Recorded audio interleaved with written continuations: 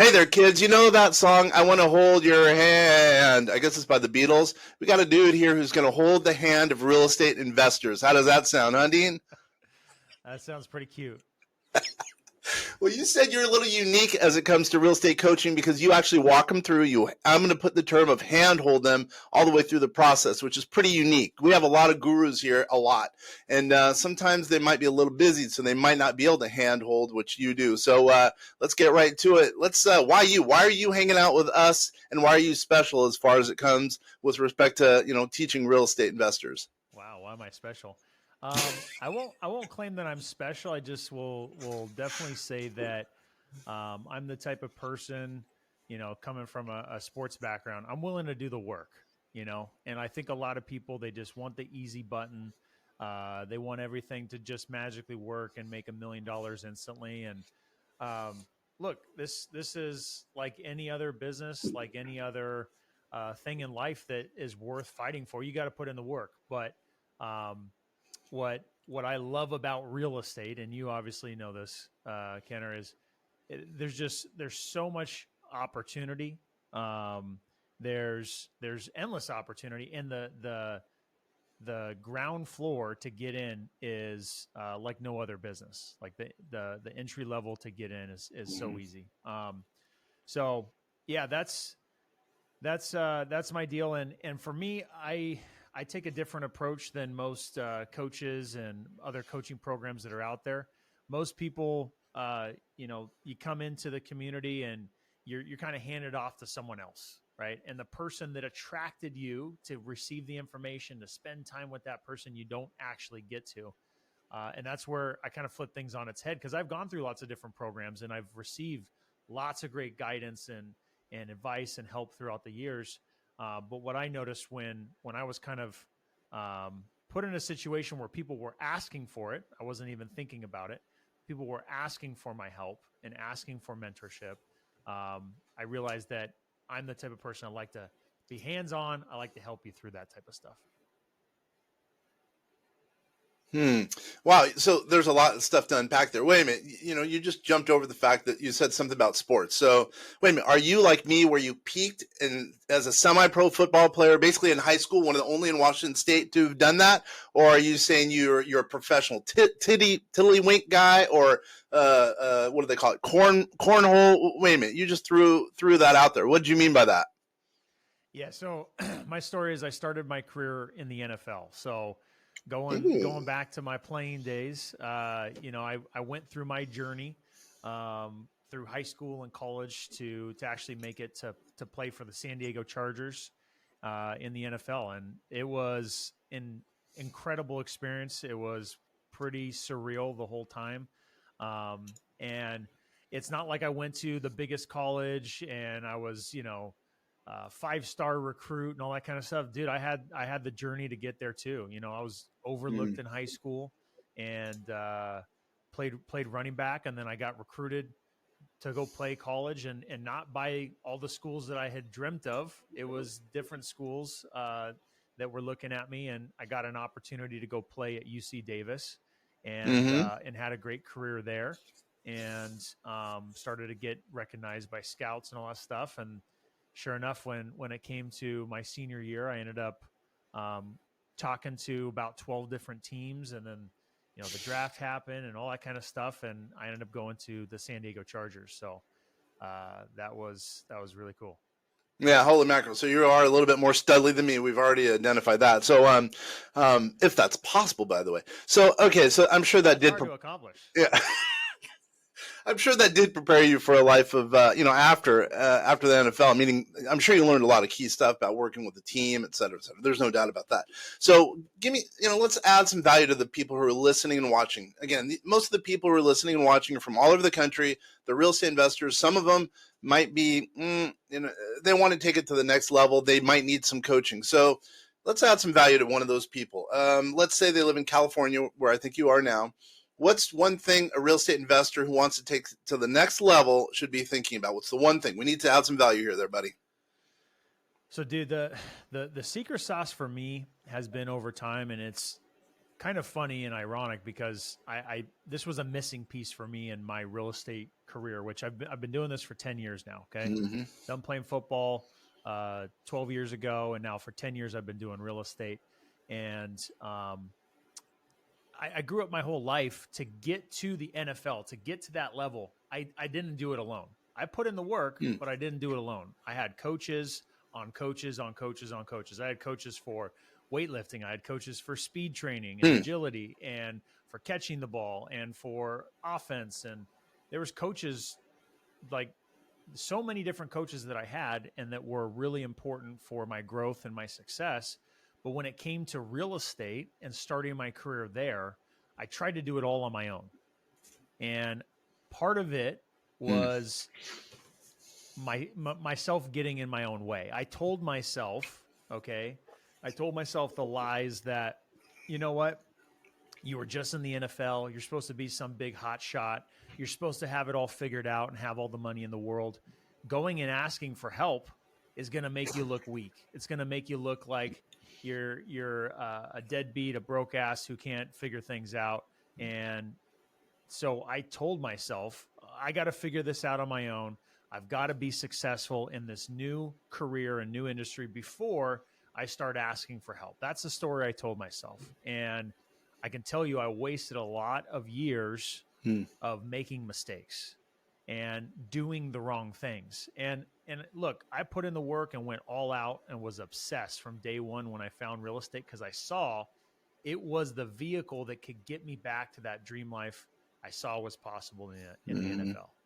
So I was like, okay, this is it. This is the vehicle. And when I went all out, I started to get results. But at certain points throughout my early years, I rushed into some decisions and made some really big mistakes. And they were soul crushing, absolutely gut punch, getting knocked on your back, and lost a lot of money on a few decisions I made on doing the wrong deals. And so when I came out of, spending 4 to 5 years of kind of like what felt like going in a circle, I came out and was like, okay, enough's enough. I got to raise my hand. I got to ask for help. I got to surrender to this. And I started seeking out guidance from other people that were successful, that did have coaching programs, that were able to provide training. And that's when I started to have the breakthroughs, and I started to really get the traction, and I was able to stay focused because I had clear direction from someone else that had a proven path of success. And ever since doing that, the doors have just been open, and I've just been successful in getting the results I wanted to ever since doing that. So to me, the secret sauce was like, dude, even if you're doing really well, there's always help and guidance and coaching that you need to continue to get better. And if you're definitely not where you want, you need it more than anybody else, and it's who you spend time with, who you are around. As you know, we're in a mastermind together. Like, dude, just by being in that mastermind, the information that I've gotten, the relationships that I've built, has just opened up so many doors. And the more that you can do that, the more that you're going to be successful. Yeah, so I think what you're saying is you go to you'll handhold them, kidding aside, you'll handhold the students, if you call them students, and they'll learn from all your mistakes. And so you now are obviously on the other end of those mistakes. And I know you've reaped some obviously success. So that's the deal. That's the reason to work with it. I get it. So by the way, what's an engagement look like? What's it like to be a student? How does one get a hold of you, et cetera? Yeah. So the students that join into the community, it's you're joining into a family, right? You've got other people who are right where you're at. Some are going to be above, some are going to be below where you're at, or right in the middle with where you're at. And as we all are collectively trying to get better, just being in an environment like that is going to make you better, make you more accountable, just in itself. Now, the structure of it is, when a student joins, we have all of my training, of course, what I teach, of what we do in our business every single day, of what's working for us.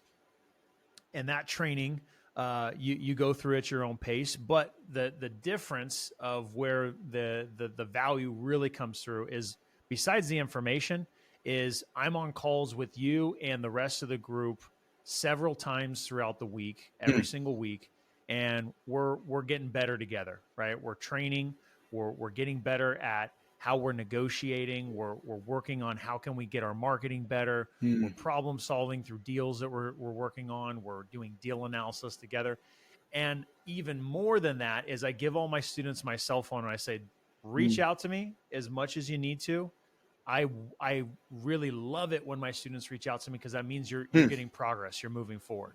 A lot of coaching programs that I've been a part of, there's kind of an arm's length distance. You have to schedule a call, save your question for, a later time. And a lot of times you need those answers now.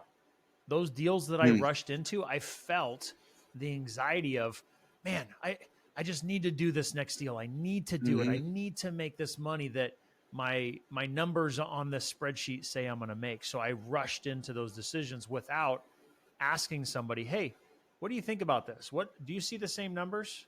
What questions am I not asking? And by having somebody you can lean on like that and help problem solve with you. And for me, I've done, over 650 deals at the time of recording this, and, have an 8-figure rental portfolio and all these things that I've accomplished through all these years of hard work of making mistakes and figuring it out. The biggest skill that I have is problem solving at this point. Yeah. So I can help you problem solve through these things to help shortcut the time it takes for you to learn, to help shortcut the time it takes for you to get the results you're looking for, and to help minimize the mistakes that you might make, just like I did, trying to do it on my own. Plus, I would also think your connections, because I know you're well connected from the sounds of it. I would think that's a big thing by being in the network, because your connections, that network, I bet you has some studly connections. I mean, meaning I should say your community. I mean, kind of all that stuff combined, plus being able to pick up the phone and maybe even you do a joint venture with your students, it's got to be all good,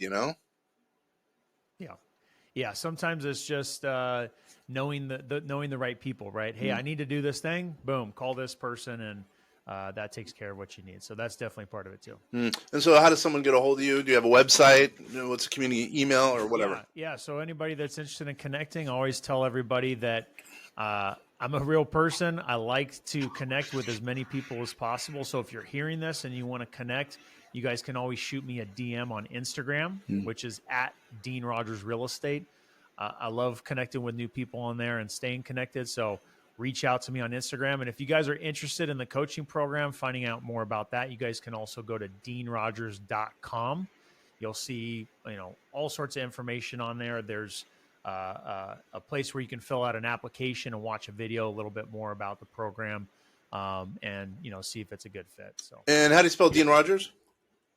Yeah, so it's DeanRogers.com. All right, so you're a problem solver. I like that. So give us a case study of a problem that you've solved for one of your students that's totally added value.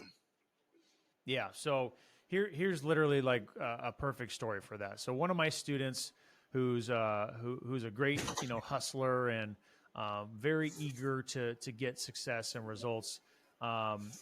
He reached out to me one day on a Sunday, okay? And he had messaged me through text, said, hey, I've got a seller who just got back to me, and he said he wants to sell his house and asked me, what can you do for me, okay? Now, he asked if I could help him in this situation. Now, this is a Sunday, okay? This is a Sunday. I'm out with my family. I could easily and maybe rightfully tell him, hey, let's connect during business hours, right?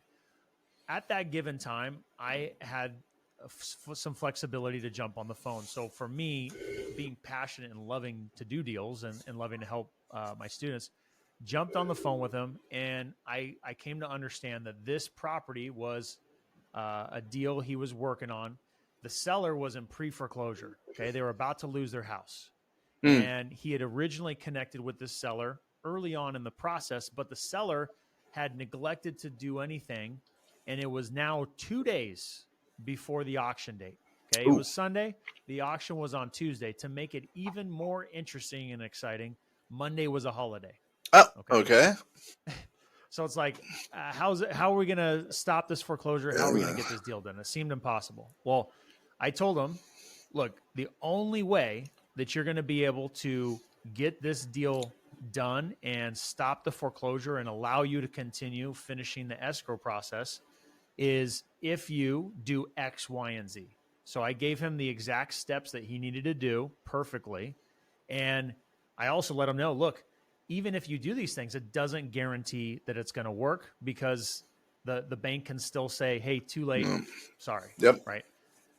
So he did the work. He did the next steps. He actually contacted the escrow officer that he was going to work with on that Sunday, and he didn't even have her phone number. Right? He went to her on Facebook and DM'd her.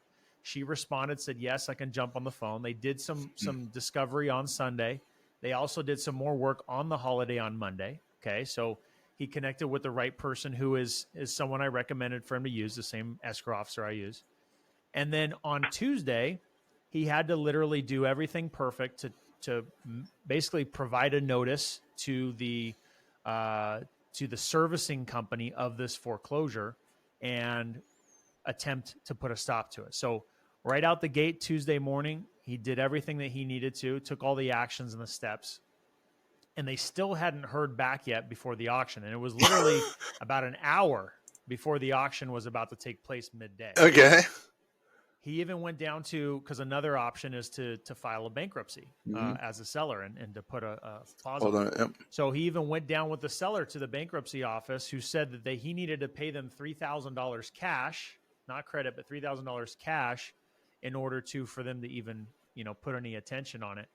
And he was there about ready to make payment, and then just 30 minutes before the auction, the initial things that he had done to put a stop, he got an email and notification saying the auction has been postponed.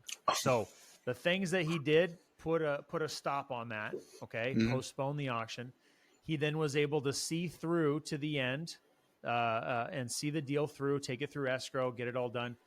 He ended up wholesaling that deal to another investor, which is what I was, instructing him to do. And he ended up making $25,000 on that deal. Okay. Nice. Now that's amazing, right? Like that right there for that person to make $25,000 was a huge win for him. And you can pinpoint it back to, at that moment on that Sunday, had we not connected and we not problem solved together and given him a solution on how to solve that problem, then it wouldn't have been solved. It would have gone to auction and the deal would have been dead. Right. And to me, that's the stuff, as I tell that kind of story, I get goosebumps, because that's the stuff that really fires me up, gets me excited. And having those kind of breakthroughs is so fun. And to share those kind of wins with students is awesome. So, dude, that's a great case study. I mean, that shows so much. One, it shows that you've added value. Two, it shows that you do, as the opening dictates, you do handhold your clients or students. Wow, that's a very good case study. Wow. So you brought up a couple of things there I'm going to ask you some questions about. So it seems as though every real estate investor, or maybe even coach, has kind of a niche. And you mentioned, foreclosure, and you mentioned a number of things there. Is that your niche, the foreclosure? Do you do commercial? I mean, what's kind of the perfect world for you as it relates to real estate investing? Yeah, my bread and butter is in single family homes. Got it. Okay, so I focus on single family homes. Any exit strategy is what I do all day, every day. So I wholesale, I flip, I buy rentals. I focus on my students because I truly, passionately feel that the best way to get started and scale your real estate investing business is with wholesaling. Because with wholesaling, you can truly build a repeatable, consistent business, right? When you get into flipping houses or buying rentals, that's a completely different business. And I recommend doing those strategies, and I help my students through those strategies and give them the guidance and help. But first and foremost, I believe a good foundation for a real estate investing business is wholesaling, because you truly specialize and focus on finding good deals and negotiating good deals. Those two skill sets right there, if you can be hyper focused and not spending all of your time project managing and placing tenants and doing all that stuff. But if you can fundamentally focus on finding good deals and negotiating good deals, you can write the ticket to any type of deal that you want, right? Hmm. You are developing the two most important skills that most people lack. Most people that I sell my deals to are completely blown away and don't understand how I find these deals. Case in point, there was a deal that we just closed just before 4th of July last Wednesday, and we made $90,000 on that deal.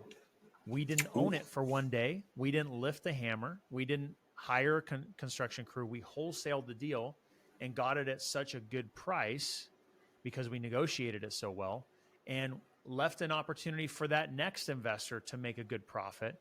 And as a result, we made $90,000. Now, being able to find the deal, negotiate the deal, and make that kind of money in a short period of time and not have to wait 3, 4, 5, 6 months to flip it, is able to inject that cash back into our business quicker and then reinvest it and grow and do more deals and get better results, in my opinion. So, and to do all that with less risk, with less stress and headaches of dealing with contractors and, all the mistakes that go with that and dealing with the market changes. And so there's so much that I could go on and on about that, but that's the strategy that I lead with and focus on when teaching my students. Got it. So really what makes you different? I mean, one that, again, going back to your story, that case example, that illustrates how you're different. So it sounds as though you're kind of the wholesale guy, hand holding, which is a really big deal. Obviously under the arch of real estate in general. And what about foreclosures? Give me a little bit more. So is that a big percentage of your deal? Foreclosures? No, that's just a,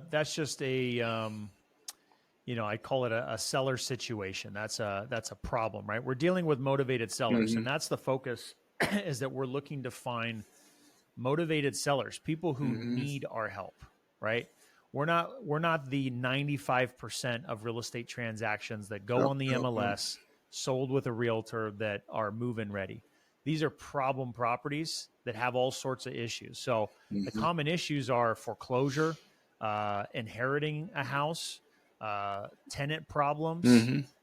Maybe there's physical distress to the property, right? It's been neglected. The house is vacant. The house has been damaged by a tenant or family. There's all sorts of common situations that we come up against time and time again, and foreclosures just happens to be one of them. And what type of system do you have in place for finding those? Because that's a lot of work. That's how I've found my commercial properties. The ones I've found, because I look for, people who don't wanters, as I call them, people who want to get rid of the property or they're back on their taxes. And I never really had a really good system, which I should. But what type of a system do you have in place for finding those people? Yeah, for me, it's all about getting in front of these sellers with marketing, right? And getting this marketing right in front of them. So the system is really me teaching my students what are the things that I'm doing that are working the best to get in front of people that are motivated. And so this could be as simple as strategic networking, right? It sounds too simple, sounds too obvious, but when you can do it a certain way, it's very highly effective. This could be direct mail marketing, sending letters to targeted people's houses that are likely more willing and able to sell because they do need help. This could be certain targeted ads online to get in front of people who are searching for these solutions, who are literally going into Google and are searching, I need to sell my house for cash, right? Looking for a cash buyer. Those different types of examples are the things that we're doing. Got it. And helping the students learn how to do it too. And that's part of the handle. You actually walk them down that path. Yeah, show them in all the training videos. And then as we're on our weekly calls as well, we're talking about this kind of stuff all the time, getting feedback from other students, right? Just on our coaching call yesterday, several of the students were talking about how they received some new leads that they're going on appointments for because of the direct mail that they sent out, or this online ad that they had placed. And now that they just went on the appointment looking to make an offer, or just got a deal under contract, another student got a deal under contract on Monday. So Yeah, that's the kind of stuff that's just really fun for me. And what I focused on when I got started is how do I make my phone ring with people who are interested and motivated to sell their house. Yeah, you mentioned contracts. I was going to ask you about that. Is that part of the thing, part of the gig, meaning you get contracts if you're a student of yours, or how does that work? Yeah, you basically get everything that I'm using in my business. So all of the contracts, all of the processes that we follow, all the marketing strategies, all of our negotiation scripts that our team uses. How do we? What type of questions are we asking? What kind of process are we taking the seller through to put ourselves in the best position to help them and to find a win-win where the seller gets a deal that helps them, we get a great deal where it makes sense for us financially and good business sense. I got it. Wow. So you get everything. It's a whatever soup to nuts thing, hand holding, get a philosophy, get a system. Everything's all wrapped up in the coaching gig with DeanRogers.com. It sounds like. Yep, that's right. Got it. And dude, I mean, you know this, Kenner. Like, there's so much information out there, right? You can go on YouTube and you could watch it till your eyes start bleeding, and there is going to be good information out there too. But it's really the implementation that people are missing, right? You're using the word hand holding, which is definitely a good visual of how this looks and feels. But people need help with the implementation, and they need that ongoing help. And when you can combine that with a bunch of people who are just fired up, excited to collaborate, win, and cheer each other on, dude, that's freaking fun right there. Now you're a part of something and a part of a movement, and you're focused on finding success. You're focused on improving your life with other people at the same time. That's where the magic happens. It's funny. I think you're right. There's a lot of information out there, but everyone kind of needs an accountability partner. I was a partner in a group where, we had a number of people under us. They put a bunch of money in all these accounts, and I forgot the exact number, but 95% of them basically didn't invest, but they were hoping to. So there were only 5% of the assets that were deployed. So think about that. So everyone was learning in this group. Everyone was learning stuff, but they weren't actually they weren't implementing anything. They weren't working. It takes a little bit of work. There's no doubt. And if you have an accountability partner, I guess like you or your group, it will make a big difference, I would think. Yeah, absolutely. Yeah. Cause if you got somebody who's expecting you to do the work, who is there on the calls with you, then, I get messages from my students. Hey, I'm not going to be able to make the call today. I have a doctor's appointment, or I have this thing going on, and they're reaching out because they know that if they're not there, they're going to feel like they're not following through, and they're missing out. Right. Yeah. All right. So, we only have a few minutes left. So let's say we're by the goal line. Think of an analogy for you, right? What's one thing we've talked about or that we have not talked about that can add value to the listeners or viewers that you think really needs to be told just before we get off this call? I think what needs to be told, and I usually like to talk about this, is, it's easy for people to listen to podcasts and to see other people that have had success and say, well, they're just different than me, right?